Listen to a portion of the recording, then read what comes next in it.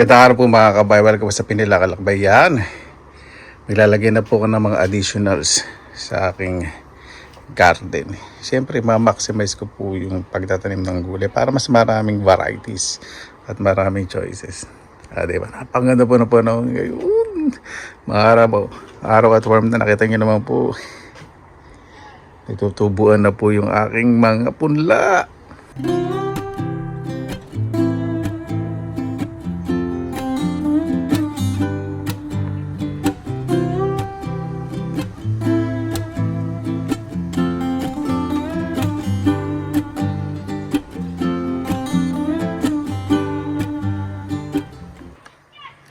Una ko pong gagawin, maglalagay po ako doon ng hanging planter. Babang ko po muna yung dalawang poste. Ito po yung mga bata. May dala pang tsuba po isang bata na ito. Playground po kasi yun eh.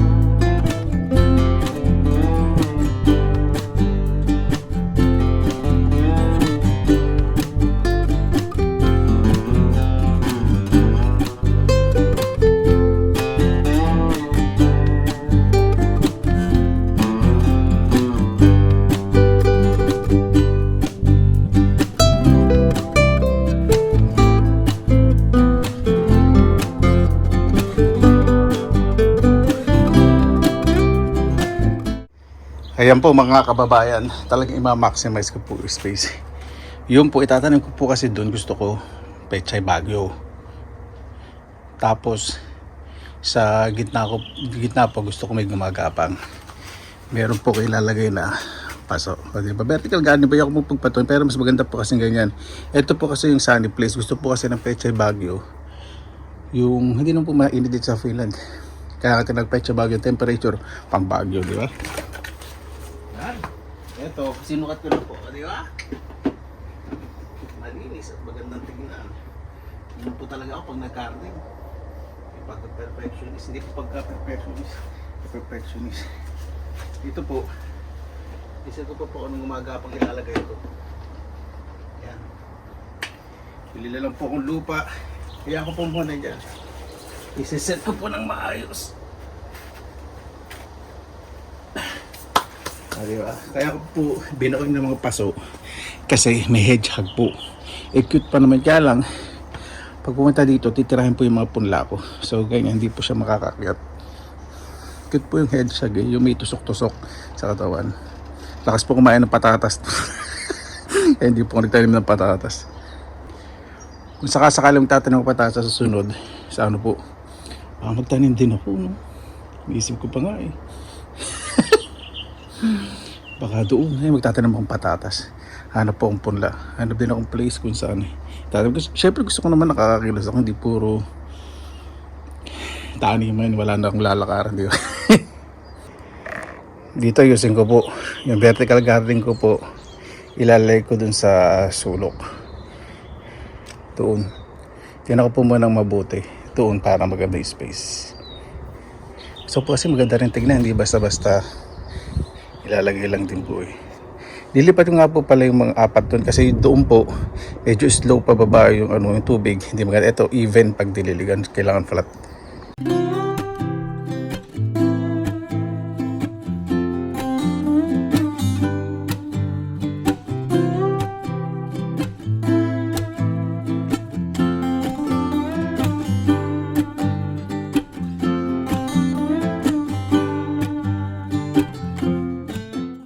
Ayan po, ilagyan ko po muna ng bato sa ibabaw kasi para hindi po hangin na tumumba.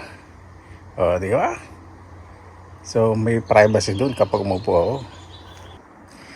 Ayan, susunod ko naman po yung maliliit na wall planter po doon. Kasi maglalagay po ng edible flower. Masarap po yun sa salad. Sarap din po yun sa dinding. Talagang inisip ko malalaman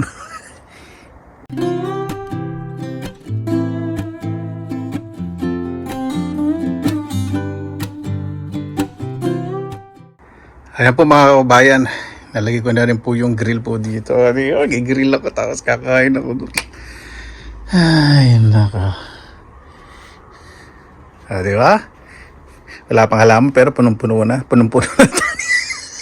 Okay lang po yan. Gusto ko po talagang magubad na gulay. Parang sakaling mumukbang po ako dito. Pero nung malit na upuan sa mesa. O yung background ko, di ba? Yan po natin yung aking pinagdisan. Nilagyan ko pong bato sa iba kasi wala pang lupa para hindi tangin ang hangin. Itong mga lettuce. At sinabi ko kanina, nilipat ko po rito. May mga tubo na.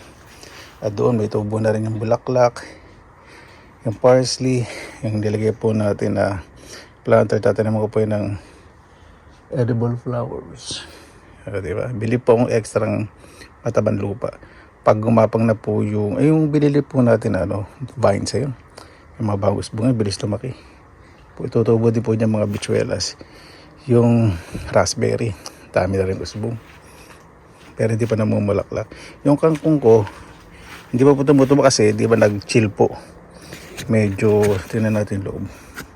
Wala pang tubo. Baka sa makalawa tubo na. Nilipat po nating pipino. Ganda. Ayun, nakapag-adjust na po. Yung isa nandito. Saka yung kamatis, sandali. Ayan ba, di ba? Yung kamatis, talilipat ko rin po yung pipino. Ayan po yung aking mini greenhouse. Di ba? Isang taon ng kamatis, sorry.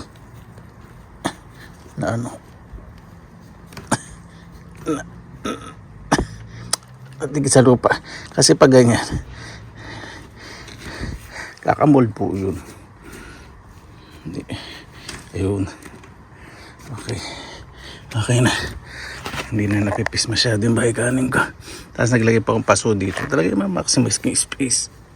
May putok nga pala to. Ewan ko. Ibabang po to sa lupa. May putok pala. Ayan. Tapos ito pong inayos natin kanina. Tatanggalin ko po yung mga nakalawit-lawit na cable tie.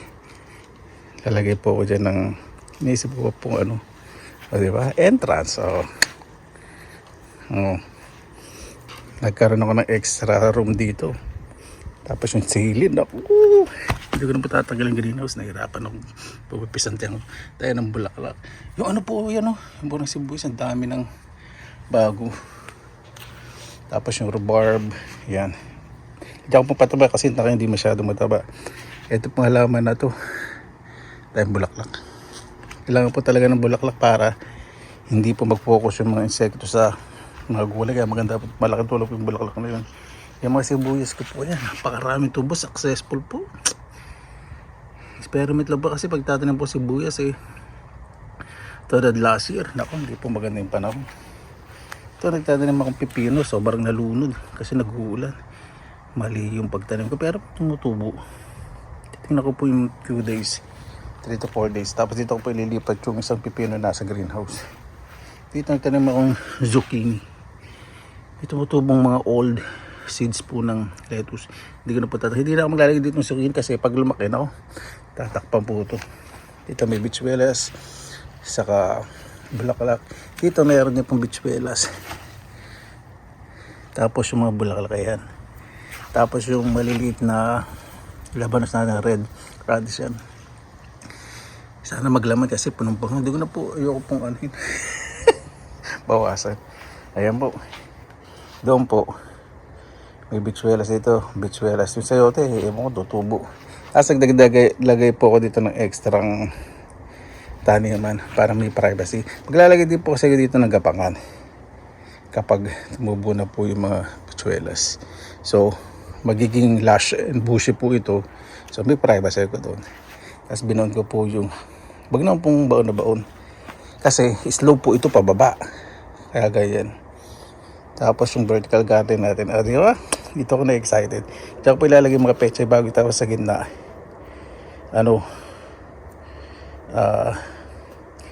Baka bichuelas. Di po, kuya, tanin mo yan. Puro bichuelas, puro pampautot. Tapos ito po. Itinanim po natin yung peas. Di ba si Charo? Tubo na po. Dito may bulaklak saka lettuce. Alternate po tapos si Charo. So pag tumubo po yan, dadagdag po kong lupa. Mas tatabay. Tapos yung lettuce dito sa iba. Di ba? Marginin po ninyo. Tapos ito rin po pala. Ito maglalagay din po ako ng pechay bagyo. Yung punla ko pong buto na doon. Tapos dito, tinanim po natin mga si Charo. Tumutubo rin po. Tumutubo na rin. Ayun. Ayun. Marami ng tubo. Ayun yung mga nasa lupa. Hindi ko muna tatanggal. Itong mga damo, iano ko lang po ito. Yung dandelion talagang dapat tanggalin ito eh. Hindi ko po masyadong kasi bibigyan ng mulch yan sa moisture sa lupa. Di ba? Napakasarap pong tingnan. Lalo na po kapag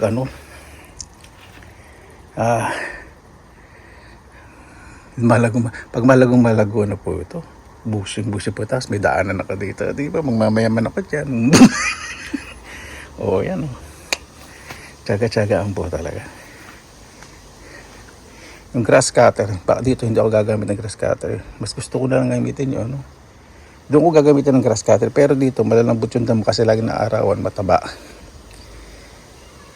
Kamay lang po gagamitin ko sa garden scissor, yung malaki.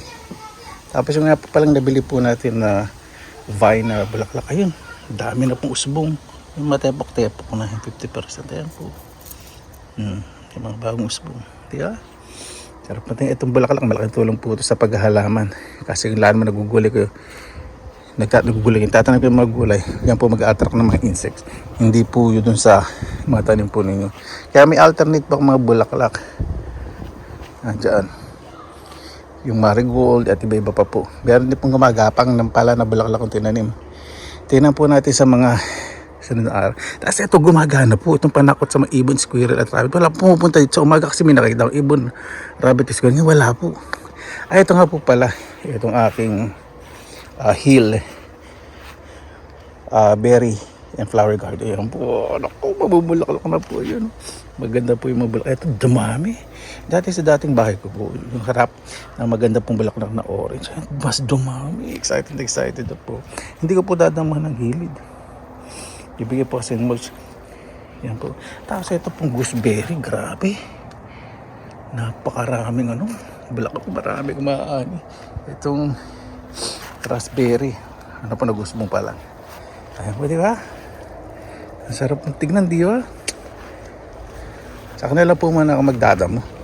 Maliliit pa po kasi yung mga damo eh. Excuse me. Di ba? May extra room ako doon pag nagmukbang. Kahit may naglalakad dito, hindi makikita yung kabangay. So kayo ko po siyang masyadong na-expose. Alam niya na, di ba? Dumadami po naglalakad dito pag nakikita ako.